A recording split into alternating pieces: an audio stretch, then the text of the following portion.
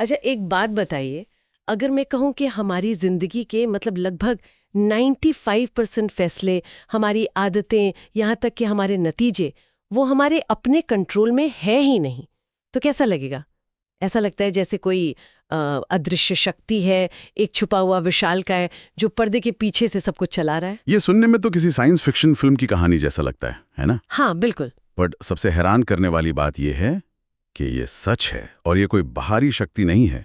ये विशालकाय हमारे अंदर ही बैठा है, हमारा अपना अवचेतन मन। हमारा सबकॉन्शियस माइंड। हाँ, ये चुपचाप हमारी जिंदगी के हर पहलू को दिशा दे रहा है, हमारी सेहत से लेकर हमारे बैंक बैलेंस तक। बिल्कुल। और आज हम इसी अदृश्य शक्ति की गहराई में उतरने वाले हैं। हमारे पास जतीन्द्र सिंह का एक बेहतरीन लेख है जो जेम्स थॉमसन के काम पर आधारित है, और हमारा मिशन आज साफ है, इस छिपे हुए विशालकाय के काम करने का तरीका समझना, और सबसे जरूरी, इसे अपनी मर्जी के मुताबिक फिर से प्रोग्राम करने का एक प्रैक्टिकल तरीका सीखना। तो फिर शुरू करें? चलिए शुरू करते हैं। तो सबसे पहले तो ये समझना होगा कि ये चेतन और अवचेतन मन है क्या। हम कहते हैं मेरा मन, जैसे वो कोई एक चीज हो, लेकिन असल में इसके दो अलग अलग ऑपरेटिंग सिस्टम हैं। लेख में इसे समझाने के लिए एक बहुत अच्छी मिसाल दी गई है, एक जहाज का कप्तान और उसका क्रू। हाँ, ये इसे बिल्कुल साफ कर देता है। हमारा चेतन मन मतलब कॉन्शियस माइंड वो कप्तान है जो पुल पर खड़ा है। अच्छा। ये हमारा तार्किक विश्लेषण करने वाला हिस्सा है।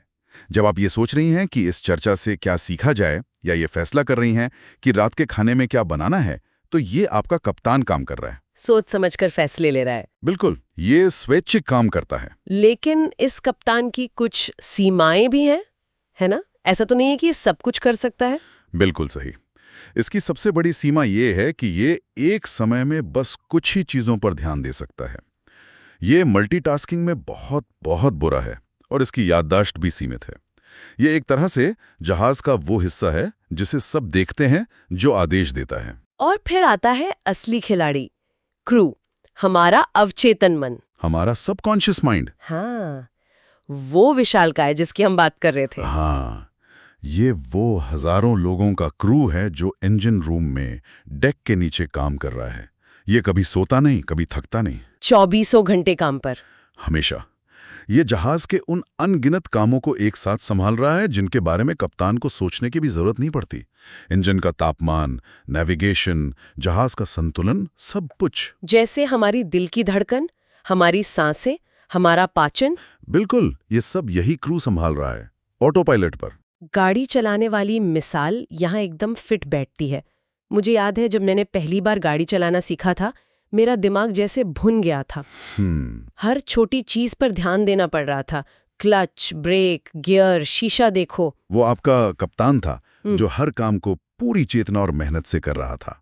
लेकिन महीनों के अभ्यास के बाद क्या हुआ? सब अपने आप होने लगा। हाँ, वो पूरा प्रोसेस आपके क्रू ने, यानी अवचेतन मन ने अपने हाथ में ले लिया है। अब आप बिना सोचे समझे गाड़ी चला सकती हैं, फोन पर बात करते हुए या गाने सुनते हुए भी। वो एक ऑटो पायलट प्रोग्राम बन चुका है। तो इसका मतलब ये हुआ कि हमारी ज्यादातर जिंदगी इसी ऑटो पायलट पर चल रही है। हमारी आदतें, हमारी प्रतिक्रियाएं, हमारी भावनाएं, ये सब हमारे अवचेतन के प्रोग्राम हैं। ठीक यहीं पर बात गहरी और कह सकते हैं थोड़ी डरावनी हो जाती है, क्योंकि ये क्रू सिर्फ शारीरिक काम ही नहीं संभालता, ये हमारे गहरे विश्वासों का भंडार भी है। अच्छा। वो सारी कहानियां जो हम अपने बारे में सच मानते हैं। मैं स्मार्ट हूँ, मैं आलसी हूँ, पैसा कमाना बहुत मुश्किल है, मेरी किस्मत ही खराब है। हाँ, ये सब प्रोग्राम भी वहीं स्टोर हैं। ओके, तो यहाँ से बात असली मुद्दे पर आती है, और ये शायद आज की चर्चा का सबसे चौंकाने वाला हिस्सा है। लेख में एक लाइन है, हमारी बाहरी हकीकत आखिरकार हमारे अंदर की तस्वीर से ही मेल खाती है। इसका क्या मतलब है? इसका मतलब है कि हमारे अवचेतन मन में जो ब्लूप्रिंट बना हुआ है, हमारी जिंदगी उसी के दायरे में सिमट कर रह जाएगी। इसे एक थर्मोस्टेट की तरह समझिए। मान लीजिए आपके अवचेतन में ये विश्वास बैठा है कि आप साल में केवल 5 लाख रुपए कमाने के लायक हैं। ठीक है। अब अगर आप मेहनत करके 7 लाख कमा भी लेते हैं, तो आपका अंदरूनी थर्मोस्टेट आपको असहज महसूस कराएगा। मतलब एक बेचैनी सी होगी। हाँ, और आप अनजाने में बिना सोचे समझे ऐसे फैसले लेने लगेंगे जो आपको वापस 5 लाख पर ले आएंगे। शायद आप अचानक कोई फिजूल खर्ची कर देंगे या कोई निवेश का मौका गंवा देंगे। आपका अवचेतन मन आपको आपके कंफर्ट जोन में वापस खींच लाएगा, भले ही वो जोन गरीबी का ही क्यों ना हो। बाप रे, ये तो सुनने में ऐसा लगता है जैसे हम खुद ही अपनी तरक्की के सबसे बड़े दुश्मन हैं, वो भी बिना जाने। पर ये प्रोग्राम हमारे दिमाग में आते कहाँ से हैं? देखिए, ज्यादातर बचपन में 7 साल की उम्र तक बच्चों का दिमाग ज्यादातर थीटा ब्रेनवेव अवस्था में काम करता है। ये एक तरह की हिप्नोटिक या कह लीजिए सम्मोहन की अवस्था होती है। उस उम्र में हमारा तर्क करने वाला कप्तान तो होता नहीं है। बिल्कुल नहीं, वो विकसित नहीं हुआ होता। तो हम हर बात को, हर सुझाव को बिना किसी सवाल के सच मान लेते हैं। मतलब अगर किसी बच्चे को बार बार कहा जाए कि तुम बेवकूफ हो या तुमसे कुछ नहीं होगा, तो उसका अवचेतन मन उसे एक तथ्य के रूप में रिकॉर्ड कर लेता है। ये उसकी सेल्फ इमेज का, उसकी आत्म छवि का हिस्सा बन जाता है। फिर वो पूरी जिंदगी इसी झूठे विश्वास को सच साबित करने के लिए अनजाने में काम करता रहता है और सोचता है कि मेरे साथ ही ऐसा क्यों होता है। ये तो सच में डरावना है। ऐसा लगता है जैसे हम किसी अदृश्य जेल में कैद है, जिसकी दीवारें हमने खुद नहीं बनाई हैं। तो फिर सवाल ये है, क्या इस जेल से बाहर निकलने का कोई रास्ता है? क्या हम इस पुराने टूटे फूटे सॉफ्टवेयर को अपडेट कर सकते हैं? हाँ, बिल्कुल। और अच्छी खबर यह है कि तरीका हैरान करने वाला सीधा है। ये मुश्किल नहीं है, बस इसके लिए लगातार अभ्यास और प्रतिबद्धता चाहिए। लेख में से रीप्रोग्रामिंग का तरीका बताया गया है और इसका पहला कदम है अपनी जिंदगी को कागज पर डिजाइन करना। डिजाइन करना मतलब एक ब्लूप्रिंट बनाना? बिल्कुल। आप बैठें और लगभग 10-12 सकारात्मक कथन, जिन्हें हम एफर्मेशंस कहते हैं, लिखें। ये कथन उस आदर्श जीवन का वर्णन करने चाहिए जो आप जीना चाहते हैं। सेहत, पैसा, रिश्ते, आत्मविश्वास, हर जरूरी पहलू के बारे में।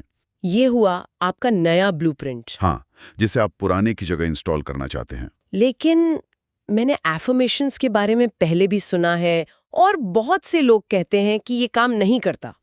क्या इन्हें लिखने का कोई खास तरीका है? हाँ, और यहीं पर ज्यादातर लोग गलती करते हैं। अवचेतन मन की अपनी एक भाषा है। अगर आप उससे उसकी भाषा में बात नहीं करेंगे तो वो आपकी बात नहीं सुनेगा। अच्छा। इसके 3 बहुत जरूरी नियम हैं। पहला नियम, हमेशा वर्तमान काल का प्रयोग करें। मतलब मैं एक दिन अमीर बनूंगी नहीं कहना है? बिल्कुल नहीं। अवचेतन मन के लिए कल या एक दिन जैसा कुछ होता ही नहीं। वो सिर्फ अभी को समझता है। अगर आप कहेंगी मैं अमीर बनूंगी, तो वो हमेशा बनने की अवस्था में ही रहेगा, कभी होने की नहीं। तो क्या कहना है? आपको कहना होगा, मैं अमीर हूं, मेरा स्वास्थ्य उत्तम है, मैं प्यार और सम्मान से घिरी हुई हूं, जैसे कि ये चीजें पहले से ही आपकी हकीकत हैं। अच्छा, ये तो एक बहुत बड़ा बदलाव है सोचने के तरीके में। और दूसरा नियम क्या है? दूसरा नियम, हमेशा सकारात्मक रहें, नकारात्मक शब्दों से बचें। जैसे नहीं या मत? हाँ, अब चेतन मन इन शब्दों को प्रोसेस नहीं करता। अगर आप कहते हैं मैं अब और डरना नहीं चाहता, तो आपका अवचेतन सिर्फ डरना शब्द पर ध्यान केंद्रित करेगा और उसी भावना को और मजबूत करेगा। तो इसकी बजाय क्या कहना चाहिए? आपको वो कहना चाहिए जो आप चाहते हैं, ना कि वो जो आप नहीं चाहते। तो आप कहेंगे, मैं आत्मविश्वासी और साहसी हूं, मैं हर स्थिति में शांत और केंद्रित रहती हूं। ये तो कमाल की बात है। इसका मतलब है कि हम अनजाने में चिंता मत करो या घबराओ मत कहकर असल में चिंता और घबराहट को ही बढ़ावा दे रहे हैं। बिल्कुल। और तीसरा नियम आपने कहा था कि वो सबसे जरूरी है। हाँ, और वो है भावना और कल्पना को शामिल करना। ये सबसे शक्तिशाली हिस्सा है। हमारा अवचेतन मन तार्किक नहीं बल्कि पूरी तरह से भावनात्मक है। सिर्फ शब्दों को तोते की तरह रटने से कुछ नहीं होगा। आपको उस हकीकत को महसूस करना होगा। मतलब सिर्फ कहना काफी नहीं है, उसे जीना होगा उस पल में। बिल्कुल। अगर आपका फॉर्मेशन एक सपनों के घर के बारे में है, तो सिर्फ ये ना कहें कि मेरे पास एक सुंदर घर है।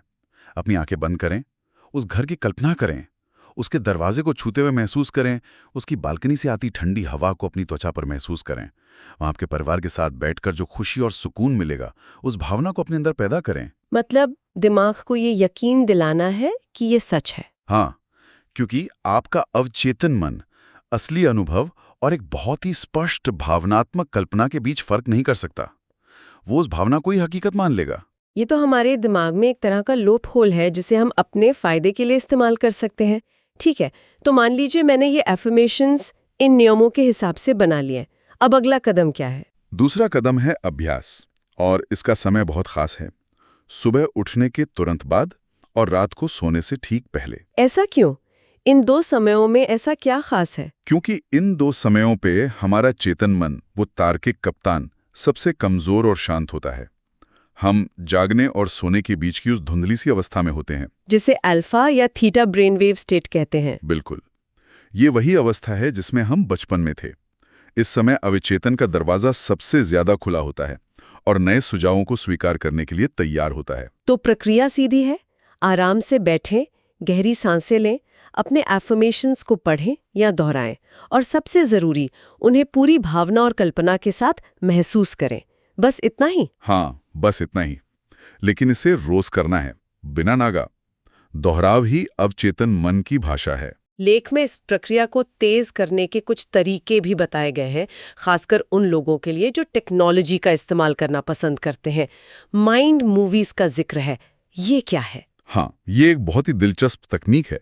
इसमें आप अपने लिखे हुए एफर्मेशंस, उनसे जुड़ी हुई तस्वीरें, जैसे सपनों का घर, अच्छी सेहत और एक प्रेरणा देने वाले संगीत को मिलाकर एक छोटा 2-3 मिनट का वीडियो स्लाइड शो बना लेते हैं। तो बजाय इसके कि आप रोज कल्पना करने के लिए खुद को जोर दें, आप बस इस वीडियो को अपने फोन या कंप्यूटर पर देख सकते हैं। बिल्कुल, ये एक तरह का ऑटोमेटेड विजुअलाइजेशन है। जब आप इसे देखते हैं तो आपकी आंखें, कान और मन, मतलब पिक्चर्स, म्यूजिक एंड एफर्मेशंस, एक साथ शामिल होते हैं। ये मल्टी सेंसरी इनपुट नए विश्वासों को बहुत तेजी से अवचेतन में स्थापित करने में मदद करता है। और एक और तरीका है जो शायद ज्यादा पारंपरिक है लेकिन बहुत शक्तिशाली हो सकता है, आध्यात्मिक जुड़ाव और विश्वास। हाँ, जिन लोगों का आध्यात्मिक झुकाव है उनके लिए प्रार्थना एक बहुत बड़ा एम्पलीफायर हो सकती है। बाइबल में एक बहुत प्रसिद्ध कथन है, जैसा इंसान अपने मन में सोचता है वैसा ही वो होता है। ये सीधे तौर पर इसी सिद्धांत की बात करता है। यहाँ पर विश्वास की भूमिका को समझाने के लिए लेख में सर्टिफिकेट ऑफ डिपॉजिट, मतलब सीडी की एक बड़ी शानदार मिसाल दी गई है। वो क्या है, जरा समझाइए। ये बहुत अच्छे से पूरी बात को साफ करती है। सोचिए, अगर कोई आपके नाम पर बैंक में 1 लाख रुपए की सीडी करा देता है तो वो पैसा आपका हो जाता है उसी पल से, है ना? हाँ, बिल्कुल। भले ही आप उसे मैच्योरिटी से पहले यानी 1 साल तक छू नहीं सकते, लेकिन आप जानते हैं कि वो आपका है। आपको उस पर पूरा विश्वास होता है। आप उसके बारे में चिंता नहीं करते।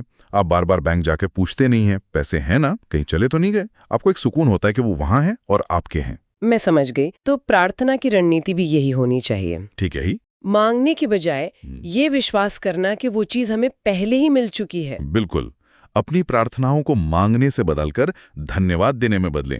हे ईश्वर, मुझे ये सफल व्यवसाय देने के लिए धन्यवाद, या मुझे ये उत्तम स्वास्थ्य और ऊर्जा देने के लिए आपका धन्यवाद। ये रवैया, ये कृतज्ञता की भावना आपके अवचेतन मन को सबसे मजबूत संकेत देती है कि आपकी इच्छा पहले से ही एक हकीकत है। और फिर अवचेतन मन उस हकीकत को हमारी बाहरी दुनिया में लाने के लिए रास्ते खोजना शुरू कर देता है। सही। तो अगर हम सब कुछ समेटें, एक अदृश्य शक्ति है जो हमारी जिंदगी चला रही है, और वो हमारा अवचेतन मन है।